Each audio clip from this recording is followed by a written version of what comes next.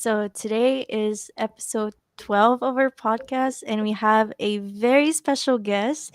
This is Fernanda. Fernanda, would you like to tell us a little bit about yourself and why you're here today? Yes. I'm so happy to be here.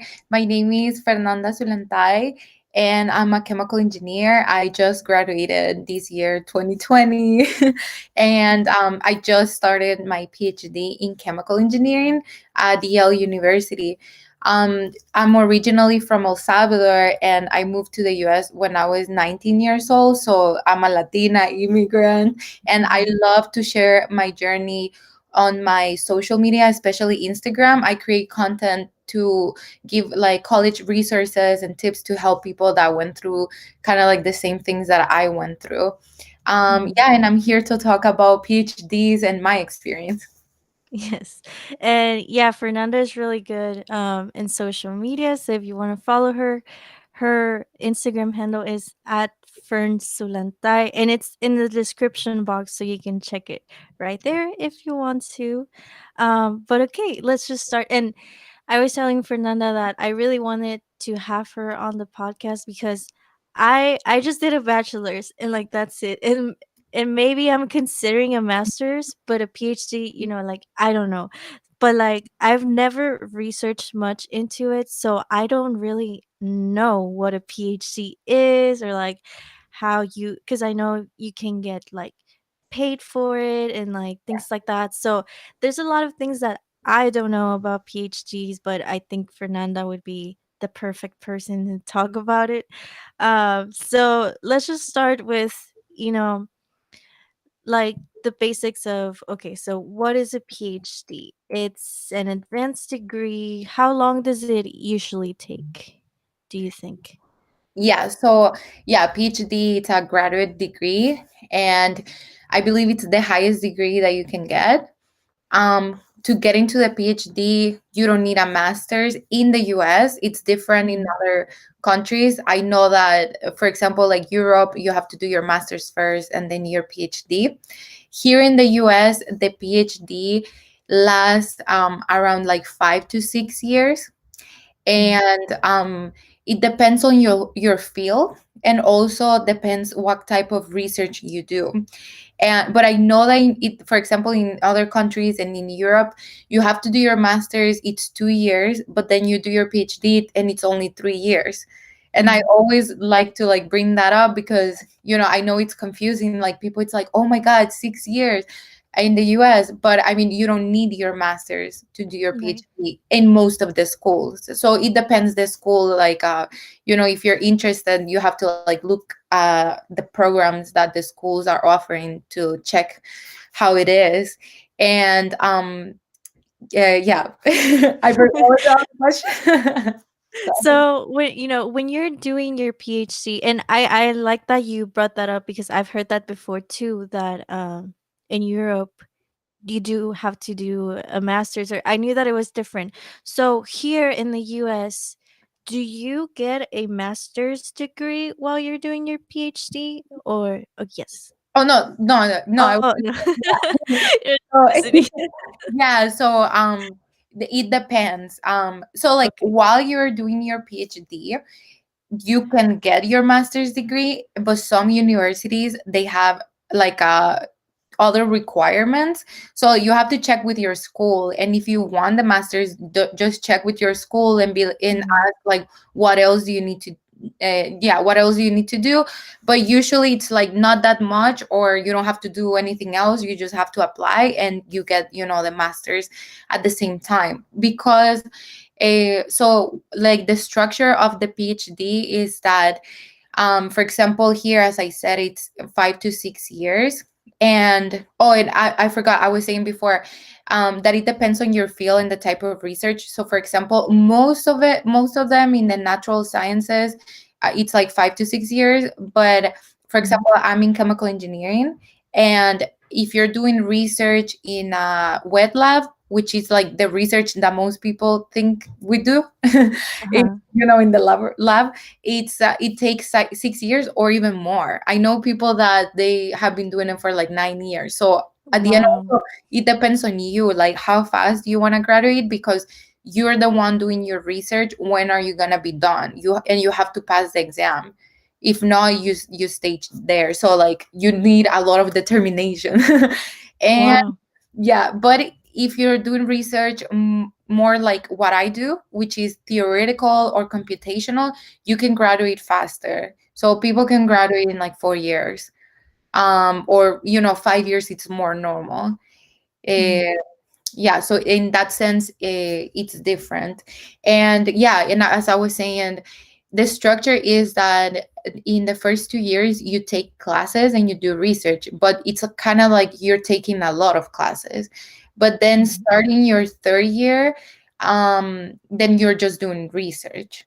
So yeah, so for a master's, I believe that you only have to take classes and then you do like a project. So it's like you're done with the classes, maybe you have to do like a little project, and that way you can get your master's. Yeah, no, that's very interesting because I didn't know that. I have a friend who is doing his PhD right now also, and he recently told me like, yeah, like I'm trying to take all my classes right now so I can get them over with and then just do research later. And I'm like, wait, what? Like I thought you had to take classes like all the time, you know? So it's very Oh, interesting no. to hear that. Like I did not know that you could do that. So that's very interesting. And when choosing your research topic, like, do you know what you're doing your research on from the very beginning, or is it something that you choose like as you go along your degree? Yeah, so you know depending on the person. So there's people that are super determined and they already know what they want to do, very specific.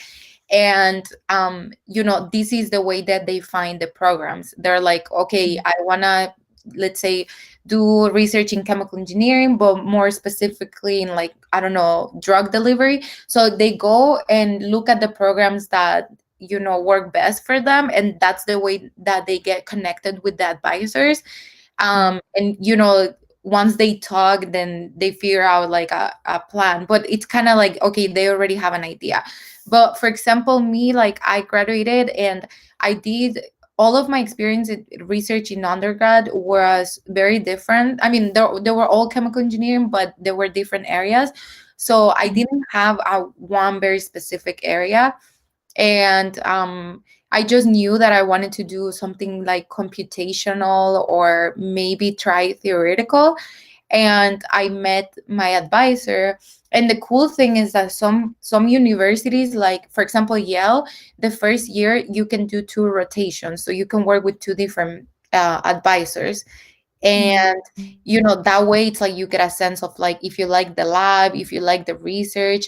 And once you start talking to your advisor, then you guys can come up with a project. So for example, in Mhm. my case, I had to apply for fellowships that we can talk about it later. And that way, like, I had to come up with a project. So like my advisor and I, we came up with the project this semester. But Mhm. I applied to grad school and started grad school, and I didn't have a topic. Okay, that makes Mhm. sense. So we've talked a little bit about how a a PhD is different from a bachelor's and a master's, and it's mostly because of all that research that you have to do, right? Would you say that there's any other differences between a PhD and a master's or a bachelor's? Yeah, so let's see. I think, yeah, that's the main difference, because when you're in your bachelor's, you mostly, like, you study a lot. They prepare you to be a, like, whatever you're studying. Mhm. I was gonna say engineer because I only think about engineering, but yeah, like they prepare you to be whatever you're studying, a physicist, a chemist, an engineer. Then when you're doing your masters, you also, like, they prepare you more. But as a PhD, it's like they prepare you, but then what you do is that while you're doing research, you're creating new knowledge. You're creating new Mm. knowledge that you're gonna give to the scientific community, because your papers, your dissertation, everything, it's new knowledge, like that hasn't been done before. So that's, I feel like a lot of it's like the biggest difference, as you said, because usually we're just learning and we do projects, but it's like, sometimes it's not really related to like reality, Yeah. but now it's like it's real, like your experiments can fail, so you have to, I don't know, like you're really creating, you're being Yeah. very creative. Yeah. No, that's very interesting, and really cool. And I just wanted to take a quick second to just thank everyone watching. Thank you all for joining. And if you have any questions for Fernanda, make sure to write them, so we can ask them during our Q&A session later. Yes. But that's very cool. Would you like to talk a little bit, maybe, or I guess we can go over this later, like what your research is. But I guess right now, the next thing really is what you mentioned right now, which is the fellowships. Yeah. Because I remember going to a conference, I don't know, like 2 or 3 years ago, and it was mostly for people interested in like graduate school. And people came because I was like booting, like I was in the table for my university, and someone came up to me and they were like, "Does UTSA have any fellowships?" And I was just like, I don't know what that means, but yeah, so now that you're here, like I think it'd be good to talk about, I mean, I still don't really know what they mean.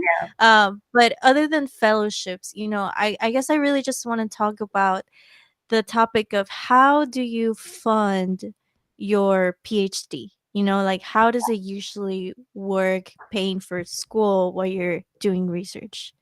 Yeah, and don't worry, like I didn't know, I had no idea as well the first time I heard about it. Even a PhD, like I think I found out what a PhD was like in the middle of my bachelor's. And Mhm. but anyway, yeah.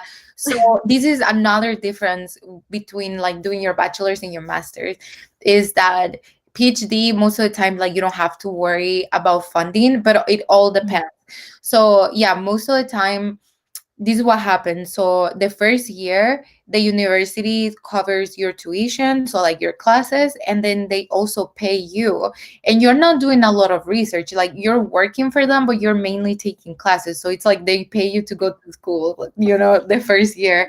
And then after that, you can get funded two ways. So one is that if you joined a lab where the advisor has funding, and Mhm. they apply to grants. They're always applying to grants, and they get a lot of money for their research, for their lab. So that way they can pay the students. So sometimes you want to work with like this advisor and they want you, but they don't have more funding. So it doesn't Mhm. work, right?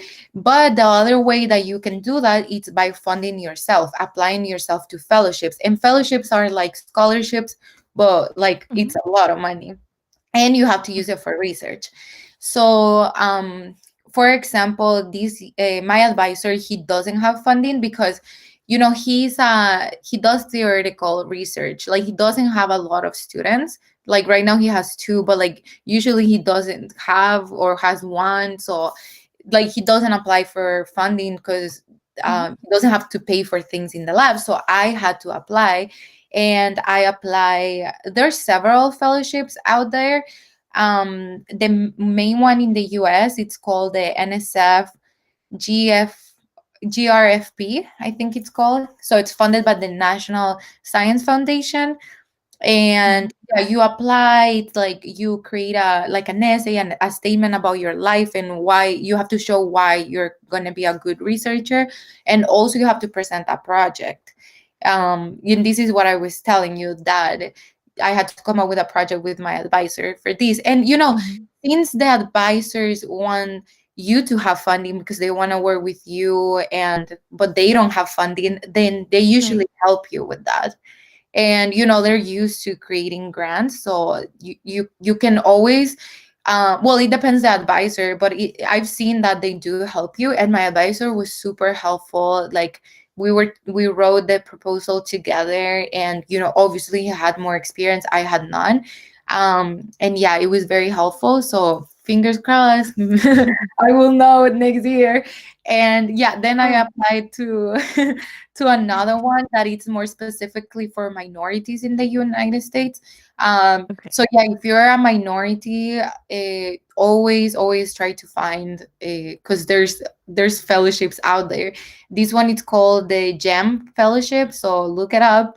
And yeah, this one, I feel like, so like, what you do is that you apply and then you have to work for a company in the summer. So if like a company accepts you to be an intern, then you get it. So Okay. I feel like, I don't want to say like it's easier, but you have more control because you can go and like contact the company and create that connection. And yeah, I feel like it's a very good one to apply if you're a minority student. Yeah, that sounds really good. So how long does it usually take? Because you mentioned that in the beginning, the school kind of basically covers your tuition. Yeah. But so at what point as a PhD student do you have to start worrying about funding yourself, or finding a research lab that is going to fund you? Is it kind of like from the beginning you had to start thinking about that, or what's like that deadline if there's any? So there's no deadline, but when you apply, usually it's because an advisor, a professor wants to work with you. So this is the kind of conversation that you're gonna have with them. So when I decided that I was gonna I mean, work with my advisor, he told me, we need to apply for funding, and this is how it works because I had no idea either. And he was like, you don't have to worry about it the first year, but then I don't have funding, so we need to worry about it. And Mhm. but and it all depends with your advisor, because imagine like you start working, like for the first year you're fine, then you work with this advisor, but he tells you that he has a grant that it ends in 2 years, so in like your third year you need to apply, stuff like Yeah. this.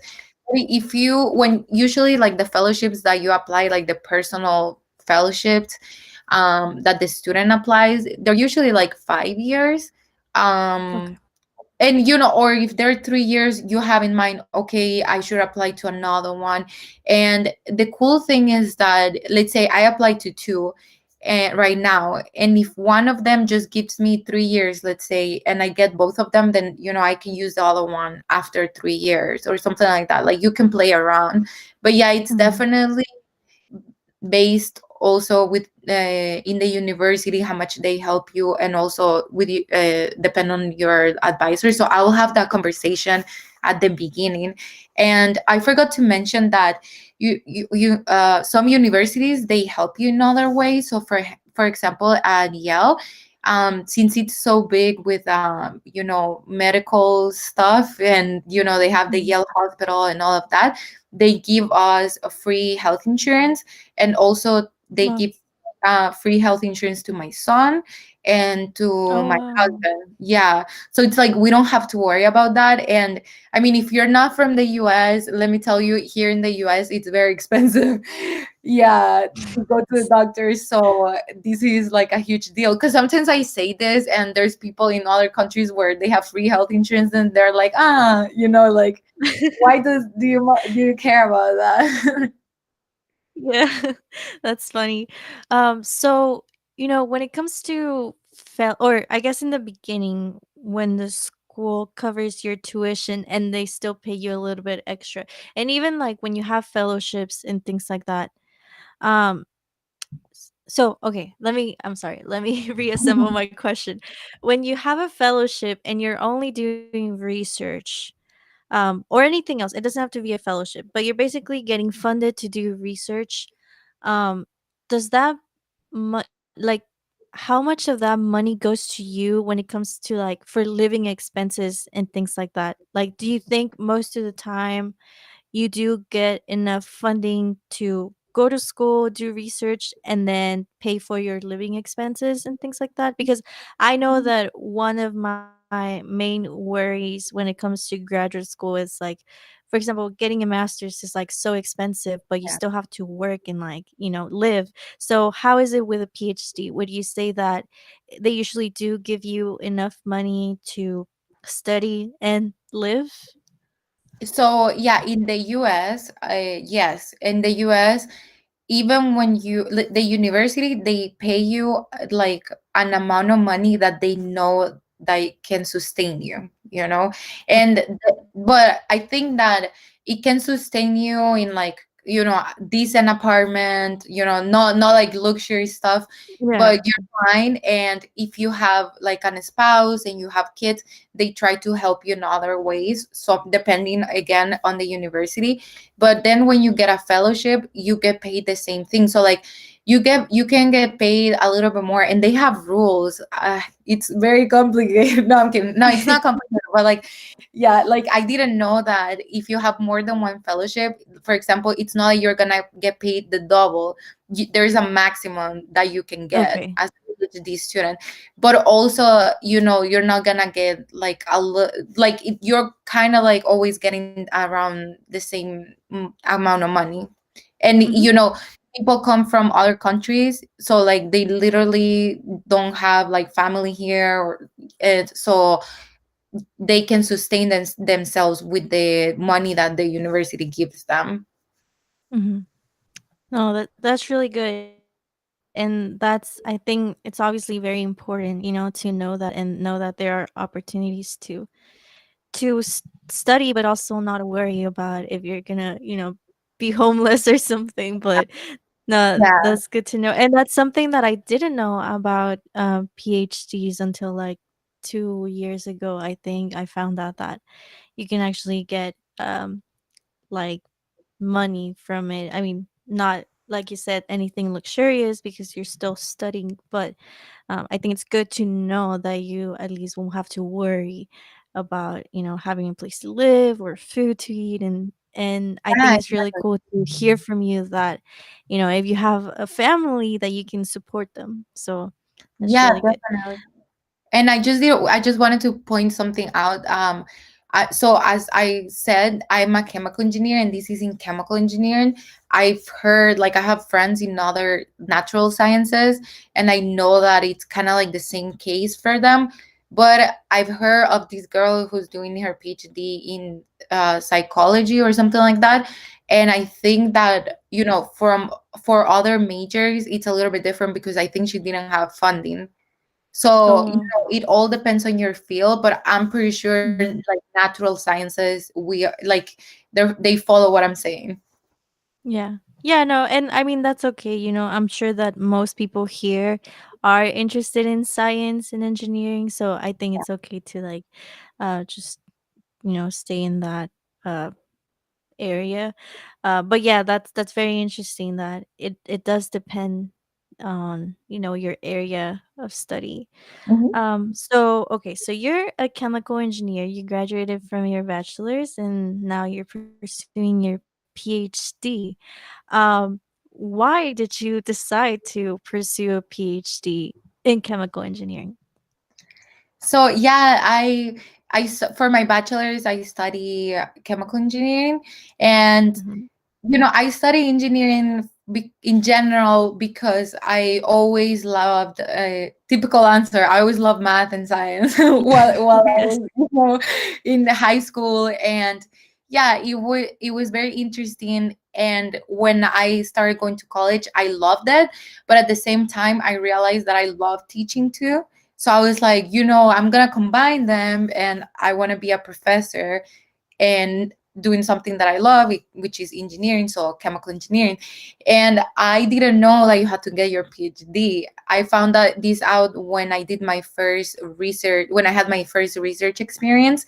And Mhm. I was like, okay. And through this research experience, I also realized that I do like doing research. So I was like, oh, this is cool, because you can be a lecturer like in the university and like don't do research, but I like both, so I want to be a professor and do research. So yeah, for this you need your PhD, and that's how I decided to do it. So I will say that yeah, it takes a lot of, like, you really need to have that passion, that you really want to do it, or you do like research because you're going to do it for a long time. Mm. And yeah, so yeah, you have to have the passion to do it. Okay, and you mentioned something very interesting, which is kind of like another topic, but the difference between a lecturer and a professor. I like that you pointed that out because I always wondered like if there was a difference because I always saw those two titles and yeah, so it's good to know that. So why? Oh, and just before we jump into the next question, I do want to say that we have Biomeducated Kevin from Biomeducated in the chat. He's also doing his PhD in Belgium. So if you guys are interested in learning more about PhD, you should check him out. But okay, so just continuing on with our conversation. So why when did Yale come into the picture, you know? I mean, it's obviously like a huge school and like everyone knows about it. So I understand, why Yale, but did you have any other options or was it always you knew that you wanted to go there or how did you end up at Yale? Okay, yeah. So yeah, growing up, since I grew up in El Salvador, I didn't even know anything about Ivy Leagues. Like I remember when I was living here in the US, I was already like 20 something, and someone said the term Ivy League and I'm like, "What? What is that?" And yeah, so like I found out about them a little bit late and I didn't know how like important they were. Um Mhm. but when I graduated, I live in Connecticut and I went to the University of Connecticut. And when I was graduating, for me, location was a big thing. I wanted to do my PhD, but I wanted to stay in Connecticut or somewhere like very close to there because I have a son and my family's here, my husband is here and my mother-in-law, and she helps me a lot, and also like I wanted to be close to them, and my parents Mhm. just moved from El Salvador to here, so and I haven't lived with them in the same country for a long time, so for me it was a big thing, family. I wanted to be close. Yeah. So yeah, I decided to apply to 5 universities around here.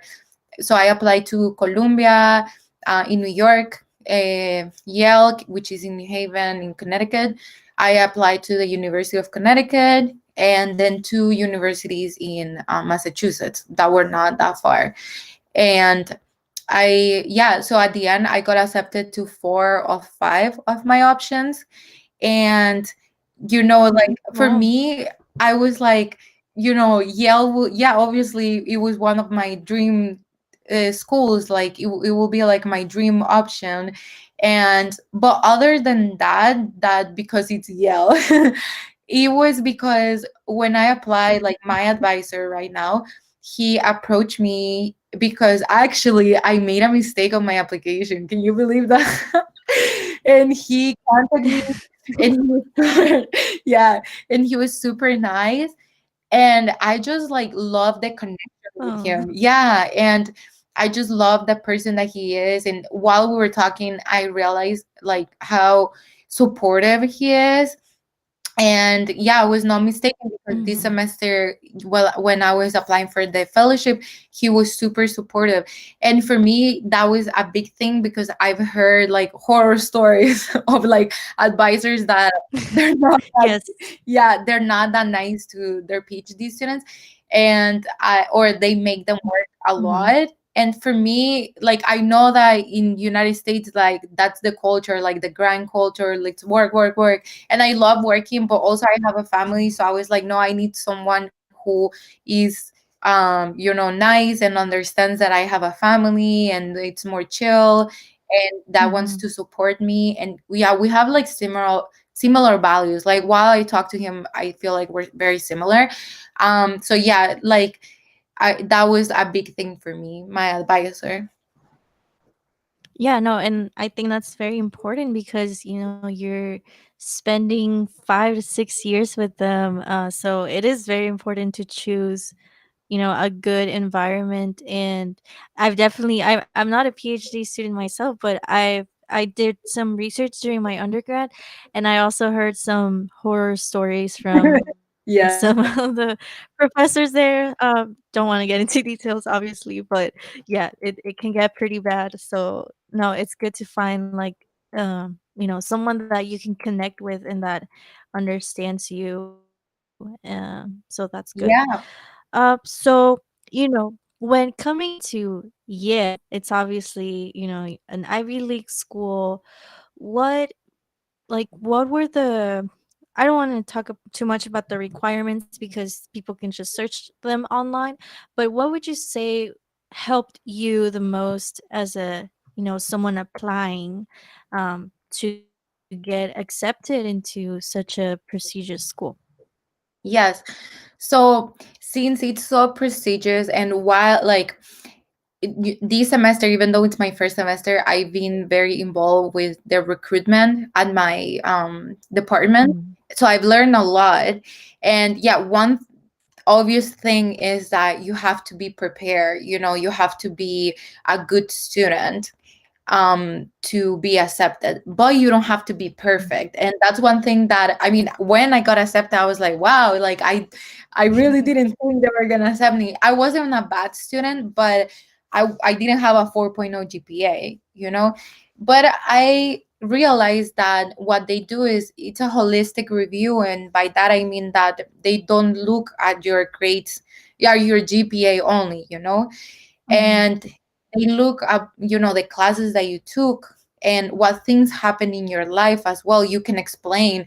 For example, I had my baby on my junior year of college, and in that semester I got a C. And in my essay I briefly explain it. You're not gonna be like, sorry, you know you're just quickly explaining, and that's it, right? So Mhm. I explained, and um then I was always part of the honors program. I went to a community college first and then a university, and in both I was part of the honors program. I took obviously honors classes, and also like I had a lot of research experience. I think that is key because you are gonna be a researcher, so you want to bring, they have to Mhm. see that you already know what research is, and that you're gonna be a good researcher. um and then the main thing that I think helped me, it's my story, and like how you sell in yourself in the application.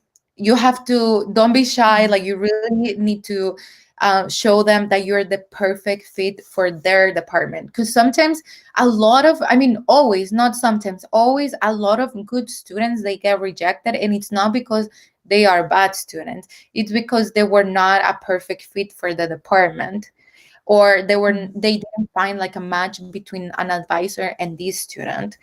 um yeah, so like for me, let's say when I apply, I had like a 3.4 GPA in my the latest university. So like in the community college, I graduated with a 3.94, so it was like really good. But then in the other one, when I applied, it was, my GPA was 3.4. And I say it because, so that you don't need a 4.0 GPA. Yeah. Then on my GRE scores, because you have to take the GRE, my grades were a little bit above average, but they were not perfect. Um, and then yeah, but yeah, I took honor classes. I did a lot of research, and also another thing that I think critics, they were like, okay, maybe this is why she doesn't have perfect grades. It's because I always had to work. I always had a full-time job while I was in school, and then I had my baby, so obviously like I couldn't be so devoted all the time Right. to university. So while I was doing my research, it's like I mean, while I was doing my essay, obviously I was talking about like the research that I've done and how I am prepared, but at the same time I painted a story of me being resilient, and this is one a quality that they look in researchers, because as I Mhm. said, you're going to be doing this for 5 to 6 years, so obviously you need to be resilient, right? Yeah. So at the end, as I said, it's a holistic review. They don't only look at one thing, and I think that you have to know how to sell yourself in the essay. Mhm. No, that's very important advice, I think. Um, and yeah, I think that's very true that And I think that's even true for like when it comes to companies hiring. A lot of the times, at least my boss told me that they do look at your whole story. You know, like maybe some semester you struggled and maybe that dropped your GPA, but you know, there's always a reason for everything. And I think it's very important and good to know that that they're not gonna just look at your GPA and then determine if they accept you from that only. You know, it's I think it's really good that they look at the whole story because it Yeah, tells more about you. yeah, yeah, and it's exactly, obviously, like as I said, you need to be like a decent good student. Obviously you're like Mhm. they don't have the luxury to, like, accept everyone, because there's just a certain amount of spots that they have available and a lot of people apply, and that's why it's so Mhm. competitive, because of the amount of people that apply, right? Yeah. And but I was gonna say, yeah, also your soft skills also matter while you, so like they do an interview as well after you apply. Some universities actually they didn't do the interview to me, but I know that some departments or some universities they do it. So also it's Mhm. like you have to be good at connecting with people, and the same thing applies when you're applying for a job or you're going to the job fairs. It's how well you connected to the recruiter. So in this case, how well are you connecting with your advisor? um, and if like if you want to create this connection before applying, you should consider applying going to like recruitment events or campus tours. Right now everything is online, so it's perfect. You don't have to fly Mhm. and like worry about paying all that. Like you can try to figure out if they have these events, and that way you create a connection, so when you apply they already have a face to that name, right?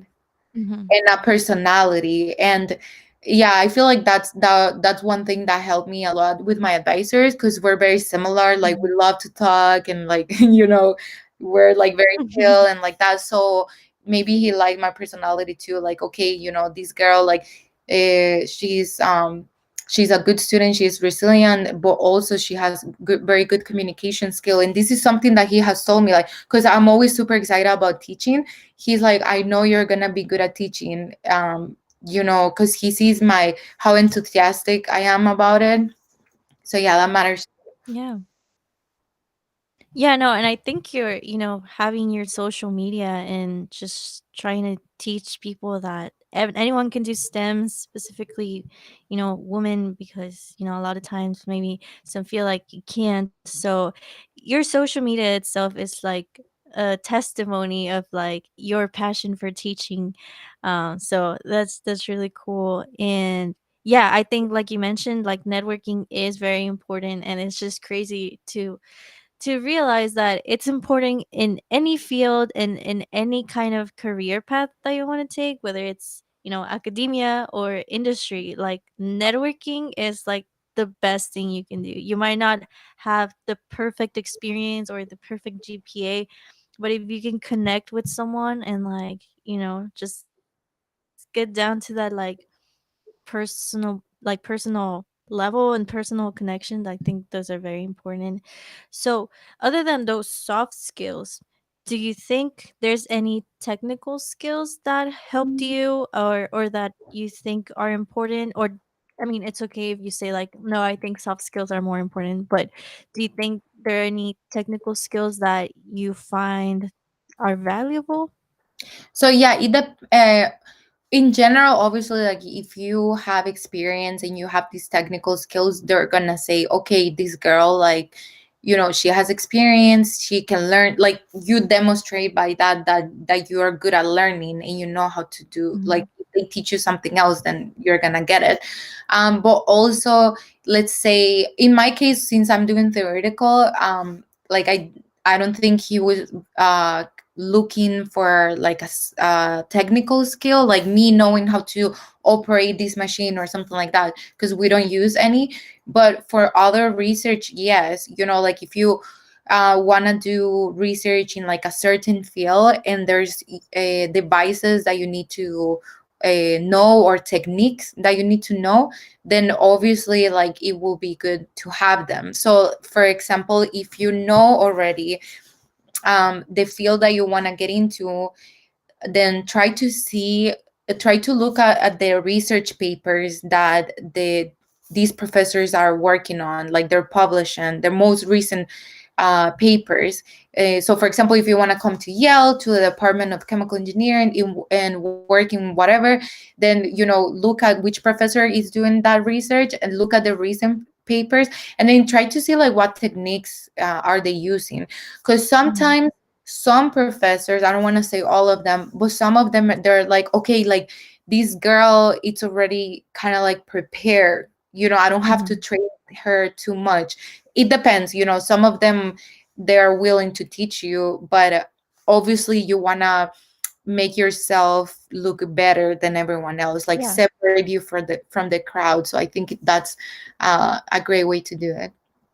Yeah, no, and that's funny because a lot of people also ask me like, what are the technical skills that I should learn for if I wanted to be a biomedical engineer? And I always say like, well, there's a lot of things you can do, so the kind of skills that you want to have really depend on those specific interests. So the best way to know what skills you should have is by, I don't know, maybe searching positions and then seeing what they do and what skills they use. So it's just the same, but it's more Yeah. like, focused in research and academia. So yeah, that's funny, but that I totally agree with that. Um so jumping into the next section, which is talking about your biggest challenges so far in your career. I mean, I know, I'm pretty sure having a baby must have been pretty hard to do like in the middle of your undergrad, but like what would you say has been maybe the biggest challenges in your career so far? Yeah, so, well, I'm gonna say them chronologically. So when Yeah. I moved from the US, I mean from El Salvador to the US, my English wasn't the best. So I remember I came here in November, and then like I didn't study for one semester, and I started the other semester. And even though like I didn't feel confident and my English really wasn't the best, I was like, whatever, like I need to keep studying. So I just like went to classes, and yeah, that was a challenge. But what I did is that I knew that I was gonna fall behind in class, or maybe I was not gonna understand the professor. So I bought the books before the semester, and I emailed the professors and asked for the syllabus. And I studied Mhm. before the semester started, or at least like as much as I could, because I felt Mhm. like I was gonna fall behind. So I was like, okay, I like if I study before, then it's better. And that way it's funny because like I was better at reading than at understanding, like I could read the book like very well, I could do the exam, but when it was time to present or people talking to me like real life, Yeah. it's like I don't know. And I always watch my sister like kind of like, please translate, because she's very like she was better than me. But so yeah, that was definitely a challenge, but I put myself out there, and maybe that's just my personality, that I was not afraid of like saying it wrong or like looking stupid. I Mhm. was just like, let me just do it, and that way I learned little by little. And I made some mistakes, some like, oh, yesterday I was like remembering some of the English mistakes that I made, and I was laughing. I'm like, wow. It was so funny. Yeah, so but yeah, that was a challenge, and it was frustrating. Now I'm laughing, but at the moment I was frustrated.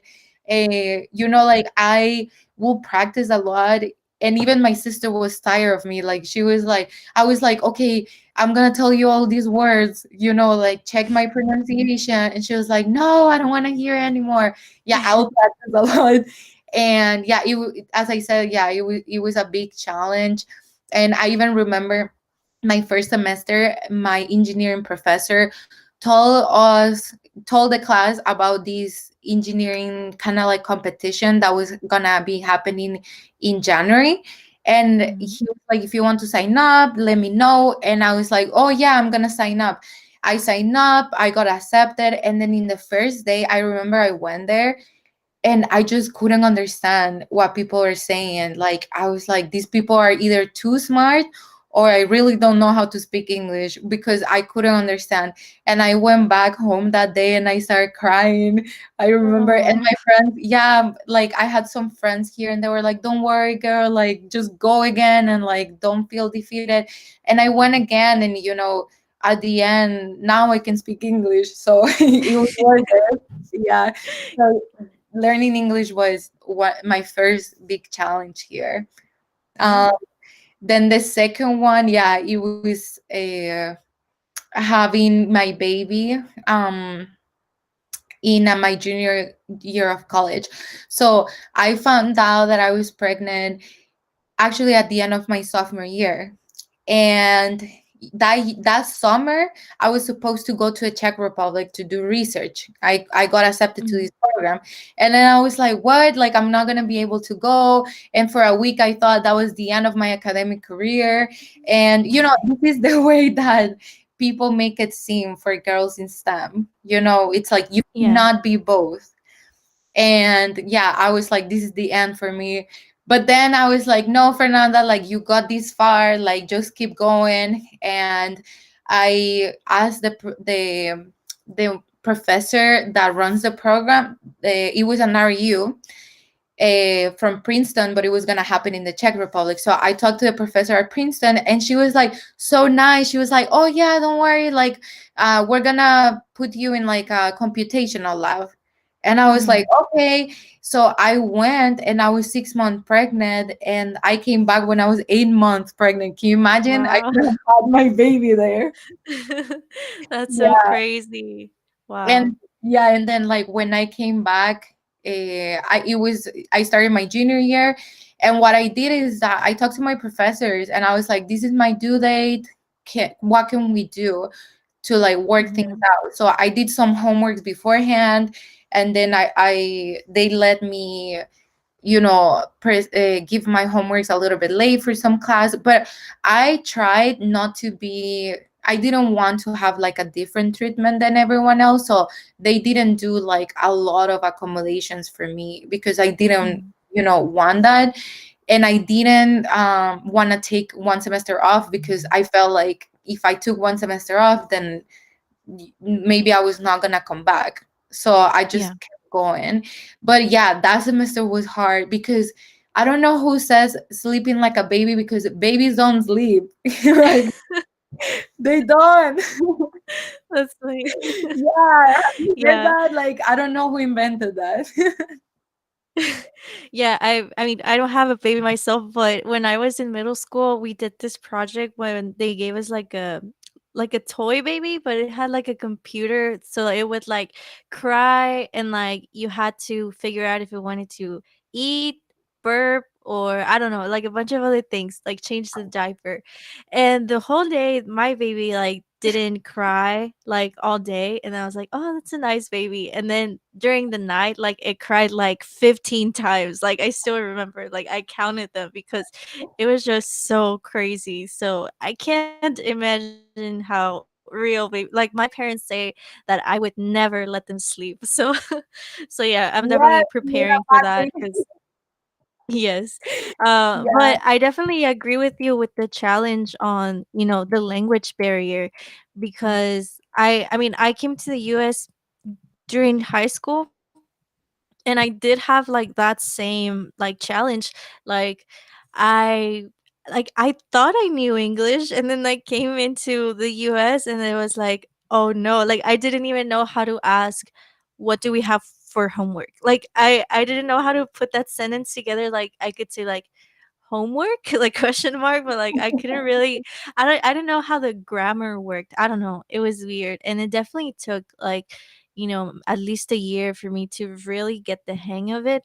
So I can only imagine how hard it must be to have to go through that, but in college, which is like a higher level of education, like I feel like in high school, middle school, yeah, it is hard, but at least it's not like crazy information, but college, like, I'm sure it would have been like way harder. So yeah, it's crazy. And I think if I had a personality like yours, maybe it would have been easier, like just not being afraid to speak up or like make mistakes. But I was always very like self-conscious.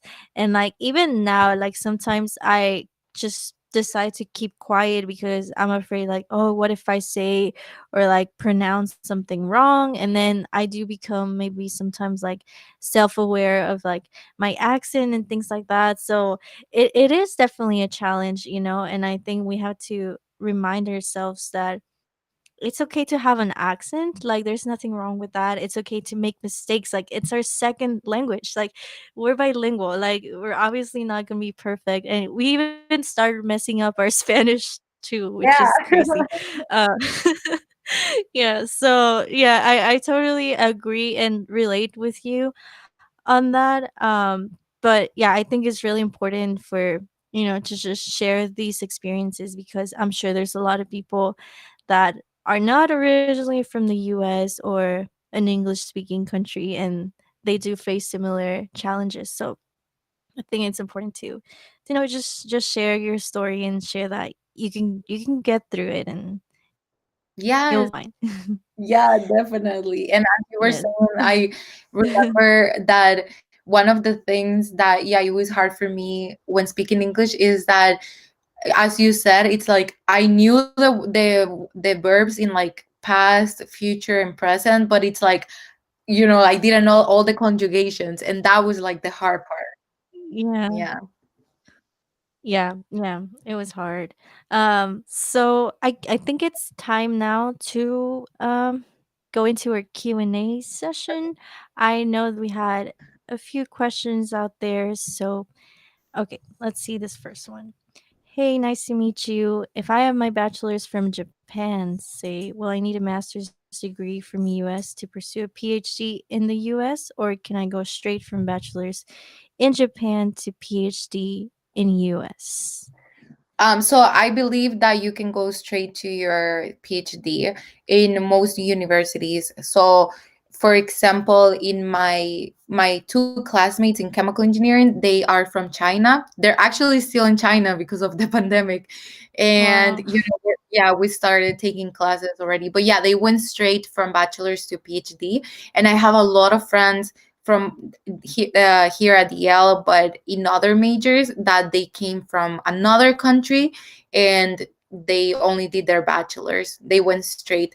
But as I said, always just try to look for the requirements because it depends the university. But I do feel like it's most of the universities that you can. Yeah. Yeah, no, I would agree. I mean, I don't know much about it, but it does make sense that you would be able to just go straight into PhD. Okay. Do we have another question, Adrian? I think we're looking for a question. They just get lost in the sea of comments. Okay. Can you explain what are the subjects to concentrate during bachelor's degree to become a pro environmental engineer?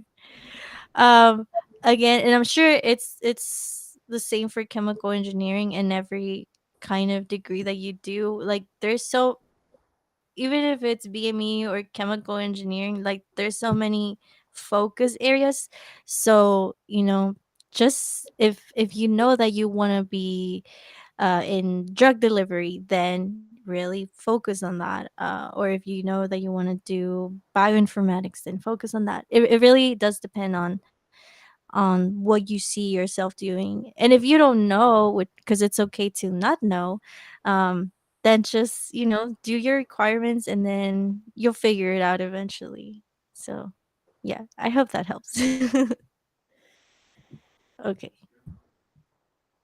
I love chemistry and math and was thinking about chemical engineering, but I'm scared about it involving physics. Could you give me the requirements of this career?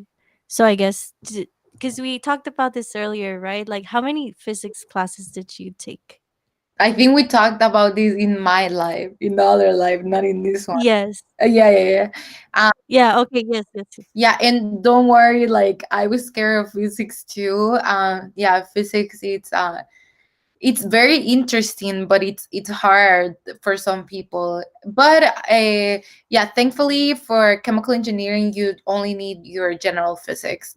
It depends the university obviously, but from what I've heard, most of the time you only need to take general physics 1 and 2, and most of the people take them, so if they can do it, you can do it. Yes, would you say that any other of your classes kind of have some physics in them, or would you say it's mostly chemistry and math? So as a chemical engineer, you have to take a lot of chemistries, but some of the chemistries are how do you say, they're like you can choose what chemistry you can take. So I took a class that it's called physical chemistry, and we did have physics Mhm. in there, but I chose to take that class. I could have taken an analytical chemistry.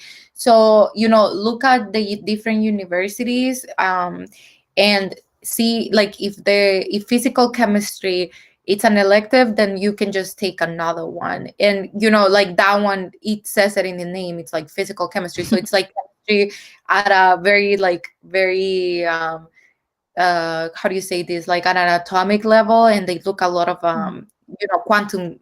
quantum chemistry. Yeah, no, that makes sense.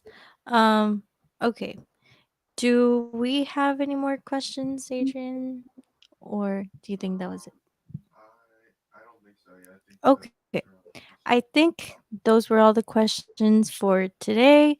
You can also always just follow Fernanda if you have any more questions about chemical engineering or pursuing a PhD.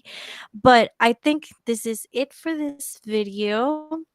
So just before we close off, I would like to maybe ask you, Fernanda, if you have any like final words of wisdom for people that want to pursue a PhD, in general, maybe even in chemical engineering, like, what's your advice for people out there? So my advice will be for you to try out doing research while you're doing your bachelor's, because that way you know beforehand, before you apply to your PhD program, if you actually like doing research. Because sometimes, let's say you want to be a professor and you need your PhD to be a professor, but you realize that you hate doing research, so you shouldn't put yourself through that. So yeah, do like a research program or try to do research in your university if that's possible, and that way you're gonna figure out if you absolutely hate it, which is a good outcome as well, or if you like it. So yeah, try it out first, and then so you can be more sure, like, okay, I can handle a PhD, because sometimes PhDs are not necessary for some jobs, even though it's a highest degree. Sometimes you can get a good job with your bachelor's or with your master's. So I Mhm. will say that to think about like what you want to get at the end, to see if you really need a PhD. But yeah, PhDs are fun. So try to look into it if you're interested. Okay, no, that's great advice. So yeah, I think this is the end of this podcast. Thank you, Fernanda, for joining us and sharing Thank you for having me, I loved it. all your about PhD. I think it's very important. Yeah, no, thank you. And like I said before, if you want to follow Fernanda, like her Instagram is in our description box, and you also have a YouTube channel, right? Yes. So we'll Yeah. also put that in the link. Okay, thank you. Okay, and I guess we'll say bye to the viewers now. So